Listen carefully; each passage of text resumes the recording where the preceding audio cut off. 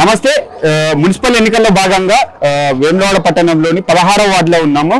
అభ్యర్థులకు మద్దతుగా పెద్ద సంఖ్యలో మహిళా మండలితోటి విస్తృతంగానైతే ప్రచారం చేస్తున్నారు డాక్టర్ చెన్నమనేని దీప గారు. మేడం నమస్తే, చెప్పండి ఎలా ఉంది? మొత్తానికి అయితే గడప గడప ప్రచారం నిర్వహిస్తున్నారు. ఎలా ఉందమ్మా? 2 సంవత్సరాలు అవుతుంది కాంగ్రెస్ పార్టీ వచ్చి, ప్రభుత్వ వ్యతిరేకత కనిపిస్తుందా? ఏమంటున్నారు ప్రజలు? గత 4-5 రోజుల నుంచి మేము గడప గడప ప్రచారం చేస్తున్నాము. తర్వాత స్ట్రీట్ కార్నర్ మీటింగ్స్ కూడా నిర్వహిస్తున్నాము. మరి ఎక్కడికి వెళ్ళినా కానీ మరి మా కార్యకర్తల్లో ఉన్న ఉత్సాహం కంటే ప్రజల్లో ఉన్న ఉత్సాహం చాలా ఎక్కువ ఉంది. వాళ్ళు మాకు బ్రహ్మరథం పడుతున్నారు. మమ్మల్ని చూడంగానే మేము పువ్వు గుర్తుకే ఓటేస్తామమ్మా, మీరు అడగాల్సిన అవసరం లేదు, మేము ఇప్పటికే మోసపోయినాం చాలా, ఈసారి మేము మోసపోదలుచుకోలేదు, ఖచ్చితంగా పువ్వు గుర్తు ఇస్తామని చెప్పి వాళ్ళందరూ కారాఖండిగా చెప్పండి. మిగతా మున్సిపాలిటీ వేరు, ఇక్కడ వేములవాడ మున్సిపాలిటీ టెంపుల్ సిటీగా కేంద్రం నుండి కావచ్చు, రాష్ట్రం నుండి కావచ్చు అత్యధిక నిధులు రావాల్సి ఉంటుంది. సో దాన్ని ఎలా ముందుకు తీసుకెళ్తున్నారు?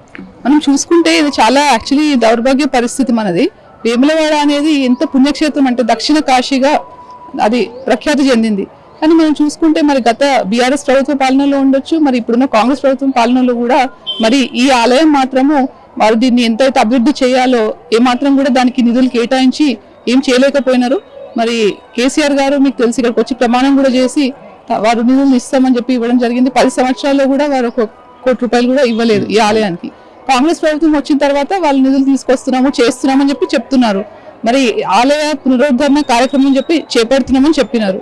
మరి ఆగమ శాస్త్ర ప్రకారంగానే చేస్తాము అని చెప్పి చెప్పారు. శృంగేరి జగద్గురువుని కూడా తీసుకొచ్చింది ఇక్కడికి. మరి దాని తర్వాత చూస్తే ఏవైతే పరిణామాలు జరుగుతున్నాయో వాళ్ళు చెప్పిన రీతిలో ఇక్కడ జరగడం లేదు. ఏదైతే మరి రాతితో కట్టాల్సిన ఆలయం ఉందో, ఎందుకంటే చాలా పురాతనమైన ఆలయం ఇది, 1000 సంవత్సరాల నాటిది, కానీ వాళ్ళు మరి కాంక్రీట్ సిమెంట్ తో కడుతున్నారు. అదొకటే కాకుండా మరి కోటిలింగాలను కూడా తరలించడం జరిగింది. మరి ఏదైతే అన్యమత కట్టడం ఉందో మరి దాని గురించి మాత్రము ప్రభుత్వం ఎటువంటి స్పష్టత మనకి ఇవ్వలేదు. ఇప్పుడు ఆ దర్గా పైన ఇప్పటి వరకు ప్రభుత్వం నుండి ఎటువంటి క్లారిటీ లేదు. ఎందుకంటే జాప్యం ఎందుకు చేస్తుంది? ఎందుకంటే మరి మన ముఖ్యమంత్రి గారే చెప్పడం జరిగింది కదా, వాళ్ళు చేసేది అంత కుల ఇంకా ఒక మతపరమైన రాజకీయం కాబట్టి కాంగ్రెస్ పార్టీ వాళ్ళు అదే విధంగా ఉంటుంది వాళ్ళ వైఖరి.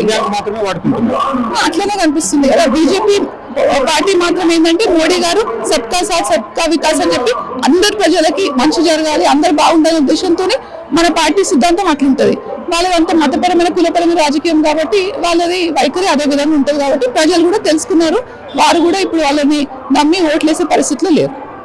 కరీంనగర్ కార్పొరేషన్ లో దాదాపుగా బండి హవా వచ్చేసింది, బీజేపీ హవా వచ్చేసింది, క్లీన్ స్వీప్ సర్వేలు కూడా చెప్పేస్తున్నాయి. సో మరి వేములవాడ అదే ఏదైతే కరీంనగర్ లో బండి సంజయ్ గారి వల్ల ఏదైతే ఎంత ఊపు వచ్చిందో అదే హవా ఇక్కడ వరకు కూడా వచ్చింది. ఎందుకంటే ఎంతో దూరం కాదు వేములవాడ కరీంనగర్ కి. మరి బండి సంజయ్ గారు మరి వేములవాడ నియోజకవర్గంకి కూడా ఎన్నో మామూలుగా ఎంపీ ల్యాడ్స్ లో వారు ఎన్నో ఫండ్స్ ఇచ్చిండ్రు. అది కాకుండా సిఎస్ఆర్ ద్వారా కూడా ఏదైతే 10వ తరగతి పిల్లలకి సైకిల్ పంపిణీ ఉండొచ్చు. తర్వాత ఇక్కడ ఉన్న ఏరియా హాస్పిటల్లో 2 కోట్ల ఏదైతే ఉపకరణాలు ఇవ్వడం జరిగింది.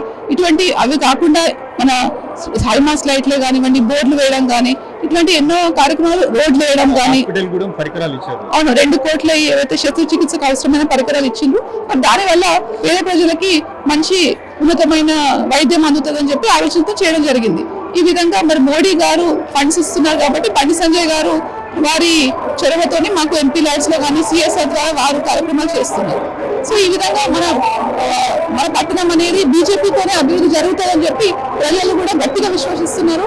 వారికి కళ్ళకు ఏదైతే పొర ఉండేనో అది కూడా తొలిపోయింది, వాళ్ళకి తెలిసిపోయింది. ఓన్లీ బీజేపీతో ఉంటేనే మాకు పనులు జరుగుతాయి, నిధులు వస్తాయని చెప్పి అందుకే వాళ్ళందరూ నిర్ణయం చేస్తున్నారు. ఖచ్చితంగా మీరు చూస్తే మరి 11వ రోజు మరి అందరూ కూడా మా బీజేపీ క్యాండిడేట్స్ ఎవరైతే ఉన్నారో అందరూ కూడా అందరు గుర్తుకే ఓటైపోతున్న ప్రజలందరూ కూడా అందరు భారీ మెజారిటీతో గెలవబోతున్నారు. మొత్తం ఫైనల్ గా చెప్పండి అమ్మా, ఇప్పుడు ఒకవేళ వేములవాడ మున్సిపాలిటీ బీజేపీ గెలిచినట్లయితే ప్రజలకు ఏం చెప్పాలనుకుంటున్నారు? ప్రజలకు మేము ఏం చెప్తామంటే ముఖ్యంగా మీరు అభివృద్ధి అనేది బీజేపీ పార్టీతోనే జరుగుతుంది. ఎందుకంటే మోడీ గారే దానికి మనకి నిదర్శనము. అదే విధంగా బండి సంజయ్ గారు అదే మార్గంలో నడుస్తున్నారు, వారు కేంద్రంలో మంత్రిగా ఉన్నారు. సో వారి చొరవతో మనకి ఎన్నో నిధులు వస్తాయి.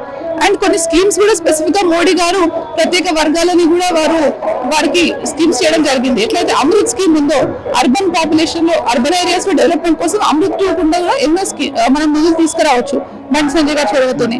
అది కాకుండా మరి మనకి టెంపుల్ ఏది ఉందో ఆలయం ఏదైతే ఇన్ని రోజులు నిర్లక్ష్యానికి గురైందో ఆలయాన్ని ప్రసాద్ స్కీమ్ లో ఏదైతే విధంగా మరి మోడీ గారు మరి కాశీ ఆలయాన్ని, కాశీ విశ్వనాథన్ ఆలయాన్ని డెవలప్ చేసిండ్రు. మరి మహాకాళేశ్వర్ ఏదైతే ఉజ్జయిన్లో ఉన్న మన ఆలయాన్ని డెవలప్ చేసింది కాబట్టి ఈవెన్ మన తెలంగాణలో కూడా ఒక 3-4 ఆలయాలకి ఈ విధంగా ఫండ్స్ వచ్చినాయి. కానీ వేములవాడని మాత్రం ఇప్పటికీ ప్రసాద్ స్కీమ్ లో చేర్చలేదు.